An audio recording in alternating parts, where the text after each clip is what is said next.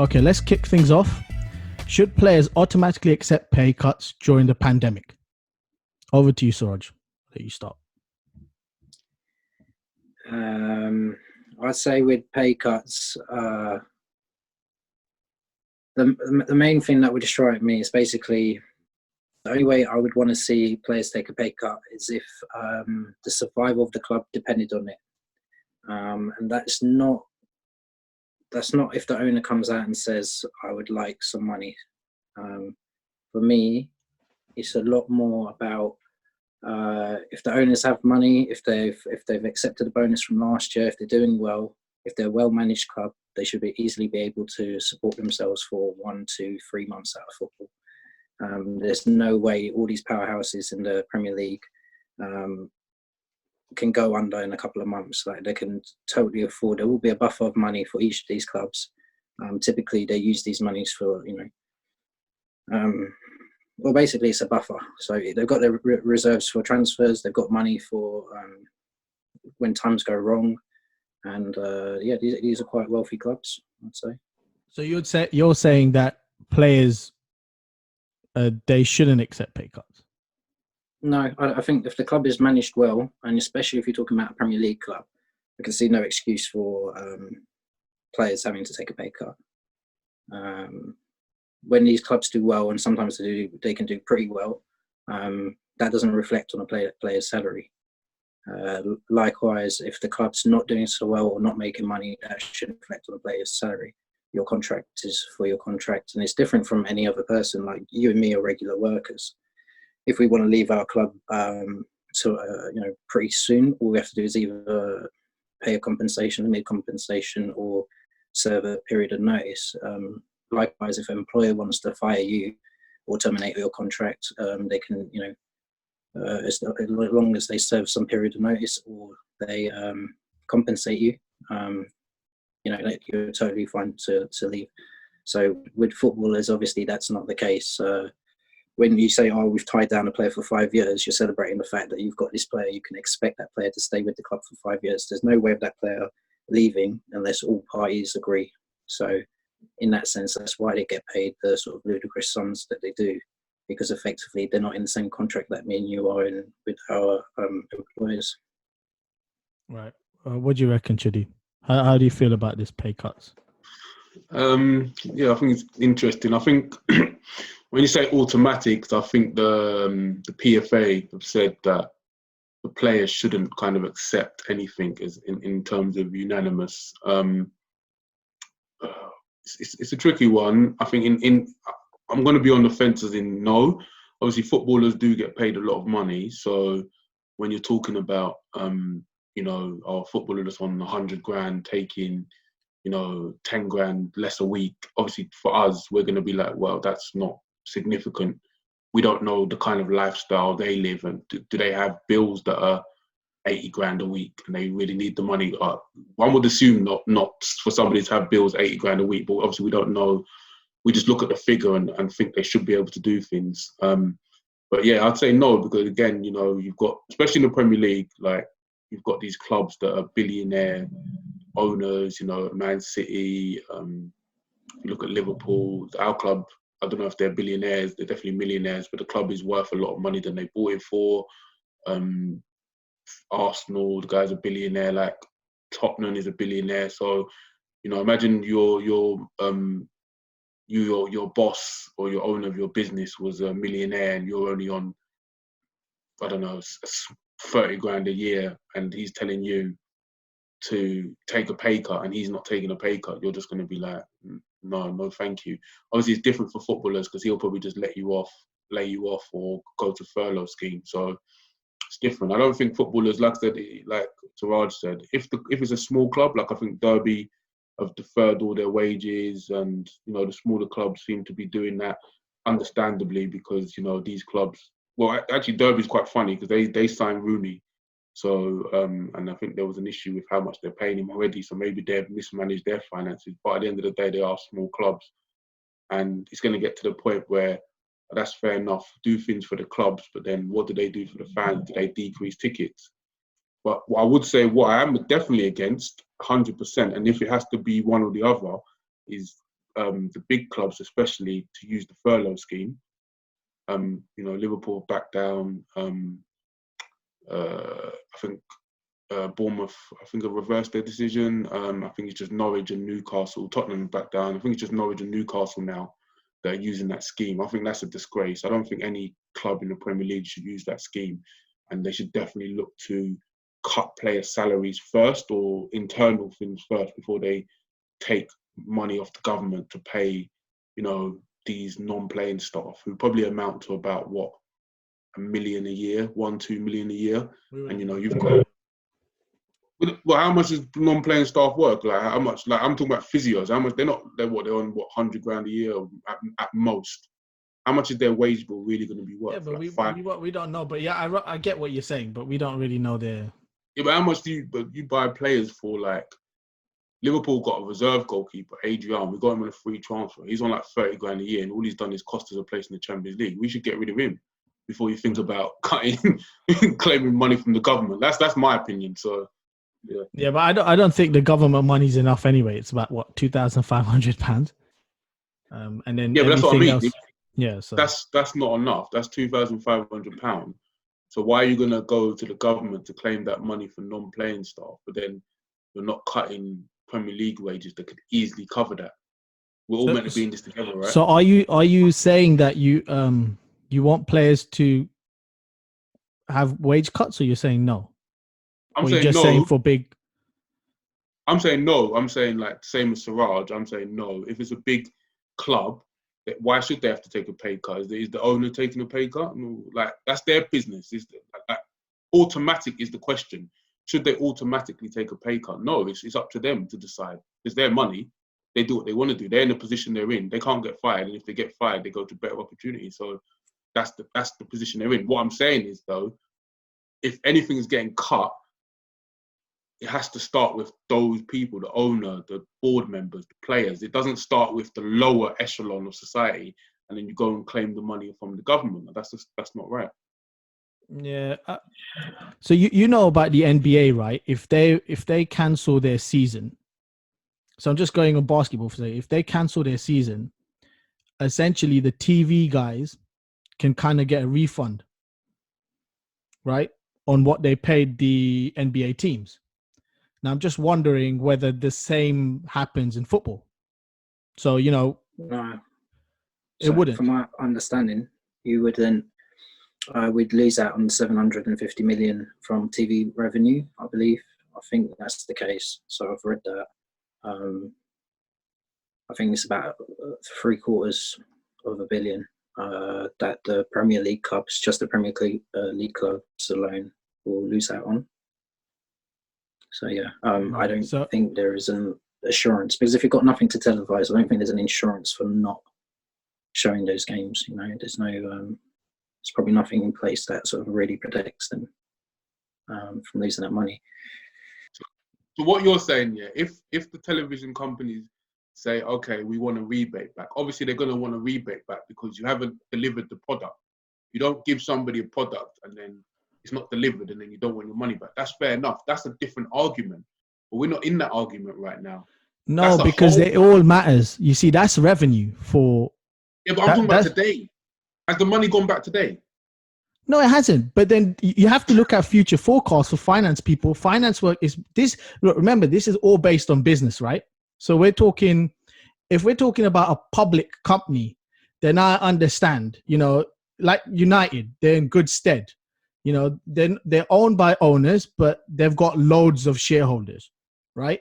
But in general, you don't just look at as of today. When you're a business, you look at a year's forecast, 2 years forecast. So they're not looking at whether the football club is going to be good in the next 2-3 months. They're looking at whether the football club's going to be in the next 12 months. If the club goes and asks them take a pay cut, then they should just immediately take a pay cut of 20%. If someone said to me and Suraj, or a normal worker, they come and tell us to take a pay cut, we cannot say no. And for the business, you got to think of it this way. Let's just say they said take a pay cut. No, but let's just say they don't take a pay cut, right? Can you say no? If you're okay, but you're not If thinking your of the employer club, asks right? you to What take a about pay if the cut, I'm sure there's some legality that, as far as I know, your contracts are on. They can terminate you. Sure, they what can terminate for you, what but I don't think they can suddenly stop paying this yes, money. but you have to look at it from the business. You're part of, let's say you're part of, I don't know, give me a club, middle club, Newcastle. No, actually that's a bad. Yeah, Newcastle have just been bought by some I mega, know, mega, I know, mega that's what I'm rich, saying. mega But rich, okay, just some like 200 billion Leicester dude. City, Yeah, Leicester City, brilliant. Leicester City. Is that a good one? Right? Leicester But City they're just quite won the big. Premier Yeah. League a couple of years Yeah, back. yeah. Still in the They're playoffs. But my point the is, owner's a billionaire. no, but Listen, they still, listen. dude, they Premier still don't League, have. Huh? Sorry. in the Premier League, there's too much money. There's too much money in the Premier League for a club to justify I 2 to don't 3 think months. so. I think the top 7 or 8, but I think once it gets lower, it's not the case. And you have to look at it from the player is part of the team. They love the team. If the team tells you that they might not be in good stead, because you don't actually know whether anything's going to start.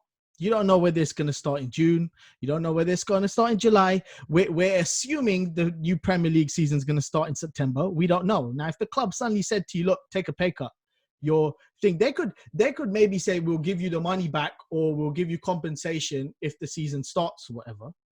But they don't actually know. I mean, No TV deals is going to sign. that is a possibility. I'll agree with you there. Like, if you can say to them, well, take a pay cut for now and we can reimburse you, then that's a better choice than saying you have to automatically take a pay cut and maybe not see that money again. Right. But I think the issue is the question is, should you automatically accept? Like, it has to be on a discussion basis, because at the end of the day, you made a point and you just said, oh, players care about the club. Well, not all players do care about the club. Some players as foreigners don't even know anything about the clubs they play for. So that's one thing. And second of all, it's business. Is what's the old saying? It's business. It's not personal. You can't come to a club now and they're going to be like, yeah, can you just take a 25% pay cut? And they'll just be like, oh yeah, sure, no problem. And your owner now, who's a billionaire, he ain't taking no pay cut. There's no discussions. Like, there has to be discussions, and then from discussions, it has to be like, let's lay everything on the table. If you don't take a pay cut, we're going bust. Or do you want to help the club in struggling times? And then you come to an agreement, and then it's up to you. You can't just force them to say, oh, take a pay cut. Because then look at people like Mike Ashley. How much money is Mike Ashley? You're going to tell a player at Newcastle and say, oh, take a pay cut for the sake of the club. They're going to be like, for the sake of the club, look at Mike Ashley. How much money has he put into Newcastle United? Well, tell him to take a pay cut. Look, dude. Look at Man U. You buy players with debt. How much money has your owners actually put their money into the club? We're still I was in going debt. to say, like, how can any club justify spending more than 5 million? No, in but the I transfer think market? I think you Yeah. guys are not Your seeing the staff logic on of it. furlough. If you're going to put your staff on furlough, how can any club justify doing a 5 million transfer? How can you right now? Okay, for example, right?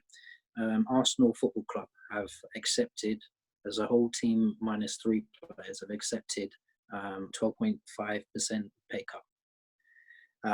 One of the high profile ones that didn't accept was, for example, I believe Mesut Ozil. Of course. Why his name was dropped though is I think that's quite sneaky, because I'm not sure who the other 2 are, but for some reason I know that Mesut Ozil was one of the 3 that didn't accept. So for me, I think there's a little bit of a character assassination going on about that particular player. But the reason I picked him out is Mesut Ozil rejected the 12.5%. So he was in a position where they asked him to take a pay cut, and he was in a position where he decided to refuse. Just cuts as well. Right now, the government is doing the furlough scheme, and they could do with every single penny coming to them. We've kind of ignored the fact that there is tax available on these players' wages. So if we cut the players' wages, we're also actually cutting some of the money going back to the government, which can be used in the furlough scheme and stuff like that. So right now, they can do with every single penny the government. But I don't think, but the government, that's not relevant in this case. Because for me, I think you see the logic. We're talking about clubs in general. So for Arsenal, for example, they do things a bit differently than other clubs in the way they portray their business and the way they do the transfer market. That's why they're not successful. But still, they do it. And if you're asked to take a pay cut for the club, it's 20%. They're not saying 50%. They're not saying 60. They're not even saying 70. They just said 20%. Take a pay cut. And if you're going to do it for the bit, at the end of the day, a business runs based on making profit. Right now, merchandises will not be sold as much, right? There's a possibility of TV refund. Like, so the TV deals, the channels might ask for a refund. So any sort of revenue they're not making. So, but they're losing costs. So they're making a loss. But in the same respect, what about the player? Because you're talking about businesses as businesses. What about the player's business? So what about them securing their finances in an uncertain period, whereby a footballer's career is only a certain amount of years? Like, you know, even our ages, where we're entering probably good career moments, etc., etc. For them, this kind of age, they'll be looking to sort of tone it down or wind down from their career. So, for example, if you're at the end of your career now, and you're on potentially your last season, why do you think that person has to effectively take a pay cut when it could be potentially the last season that they get paid this, you know, extortionate amount of money? No, I get, okay, future-proof themselves. I get that, but you got to remember, okay, I get the whole point of big clubs, right? We went through it. Public companies that are clubs will generally just be generating money, even through the stock market. They can generate some people buying their shares. If the shares go up and down, they can still make it. They're probably going lower right now because, you know, they're not really playing, but still they will able to bounce back. It's got to be something major for them to drop. But we're talking about the mediocre clubs. In order for them to keep afloat, if players decided to not take a pay cut and they're not getting any money in, you got to remember it'll become a loss more than a profit. And then the company would make a huge loss. And imagine if all the players decided not to take a pay cut, and I'm assuming a lot of the cost of these football clubs are majorly involved. The cost, like let's say about at least 40-50% of it, I reckon, is through wages and through transfers, right? If staff are taking pay cuts for some of these clubs, so surely the players should support the same treatment as what the staff are getting and take a pay cut. Why not the transfer money? Why not tap into the transfer money? They would tap into the transfer money. It just means they won't be able to make any transfers. So we won't see any transfers this transfer window. They probably won't. Unless they guarantee. Obviously, if they suddenly guarantee getting another 600 million afterwards, then that's different. That's because they're predicting they're getting this amount of money coming in, and therefore they're going to use it, right? But we're talking about right now. There is a bit of a bad model in place here because you've got no buffer. So where's the money? So the money right now, they've got money right now, which is why they haven't furloughed all their staff, which is why even West Brom are 100% paying all staff, all facility staff. That's West Brom. They're able to do that. They're not saying they're struggling as of this moment. I don't hear any of that. The clubs that have thought about furloughing have U-turned. So there's definitely like some sort of image that these clubs have to keep. And clearly there is money there also because they're not waving the red flag. Some of the clubs, right? Let's put some of them, not all of them. The problem is that I get the argument is always going to be like, there's going to be some, it's the business and it's the fans. There's going to be some clubs that they need to take an automatic pay cut for the club to survive. Obviously, there's going to be other clubs that don't necessarily. Do you now put that uniform bracket on everybody? You said the football clubs are business, and that's the problem with the situation is that if this is, say, Barcelona is a fan-based club. They don't have any sponsors. They just gave a sponsor now for the first time ever in their history, and they're going to donate all the money to coronavirus. Those kind of clubs, the club players will come. They've already donated their wages. Messi came out and said it already. He said, why are the club making a big deal out of this? The players already within themselves, as a fan-based club, decided that we are going to donate our wages for this club. Now, that's Barcelona. They're run as fans. And there's other clubs, Bournemouth, probably all these other clubs, West Brom. These are fan-based clubs, fan-friendly clubs, and they've decided to come together. The issue is there's certain clubs that are run on business. And in business, it's not personal. One of those clubs is Arsenal. Their owner never comes to the ground. Their owner charges extortionate fees for fans to buy £10 hot dogs. I've been to the Emirates. I know how expensive it is. You know, so the players like Ozil are going to look and say, wait, hold on. How can this guy tell me to take a pay cut when he ain't doing the same himself? Everything is business to him. So I'm going to treat this like business. And that's the difference. So for some of these clubs, money don't grow on trees. That's my point. But then the players make some sort of profit. You can't. It's for the players to come together. But it's for the players to come together. If you see your club, it's for you to say, and it's for you to say, come together and say, listen, this is our club. We can't survive. We're going to come together as a collective unit, and we're going to decide to negotiate a pay cut. It's not for a club to say, oh, take a pay cut, because then you're just going to get clubs that don't necessarily, like Tottenham, that don't necessarily need players to take a pay cut, that just think, oh, well, we're just going to save money anyway, and ask everyone to do it. All right. The thing with someone like Mesut as well, in that sense, why he should potentially reject it. Is there a possibility that you're taking a pay cut right this minute, right now, and 12.5% of your wage from your wages goes towards Arsenal's transfer key? Now, say your 12.5% of your wages currently goes into Arsenal's transfer key, and they go ahead in this summer purchase a player that competes for your position. How does that feel? Imagine. What is that definite? The 12.5%? No. But hypothetically, okay. Yeah. I mean, if you're giving me with that, someone like Mesut Ozil, there is a chance. That I feel like there's a tiny little campaign going on there in Arsenal to try and get this fella out. Whatever. The fact that he's name dropped as one of the people that rejected it, and I can't tell you the other two. Maybe it's out there, but the first name that came out was Mesut Ozil. So, like, for me, if there's potential that your money, your wages goes towards someone eventually displacing you or forcing you out the club, potentially, that's another factor I think that you've got to think about, because you're talking business, strict business. So I'm saying from a player perspective, it can be straight business too. Like, if you were going to be treated as a mercenary, and so happened to Keno. Remember the end of Keno's thing? Like, he felt like that. He felt like betrayed. Like, oh, they just sent me out. They shouldn't have done that. So at that point, if he's offered a pay cut, does Rick King turn around and say, 100% I accept that, automatically for the good of Man United? And he's a captain of Man United. I'm pretty sure he would turn around and say, no, that's my money. I'm well within my right. I know what's about to happen. I'm well within my right to secure myself. So I agree. I agree with you. I agree in that. I think he said already he wouldn't take a pay cut. He's on Sky Sports. He asked him a question. They said, would you take, if it was you, them times there, would you take a pay cut? He said, no. Yeah. He said no. Yeah, but he played for Man United. That's very different. Again, you got to look at it from how your player. You're on money. Mesut Ozil's salaries will be high. Arsenal can afford to pay thousands of pounds. They're not.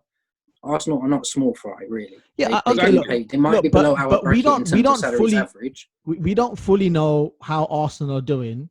Like, we're talking in terms of, if we're going technical, we're looking in terms of assets. We do know. We do know. But do you know? If I ask you right now, you know. We do know. Okay, listen.